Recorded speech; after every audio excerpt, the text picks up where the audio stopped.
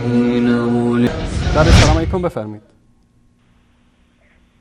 برنامه آن روی سکه وصال حق، بفرمایید. سلام آقای انصاری، خسته نباشید. سلامت باشید خواهر گرامی، بفرمایید. من زهرا هستم از ایران. خوب هستید آقای انصاری؟ سلامت باشید، بفرمایید خواهر. من راجع به موضوع کلیپ برنامه‌تون نمی‌خواستم صحبت کنم.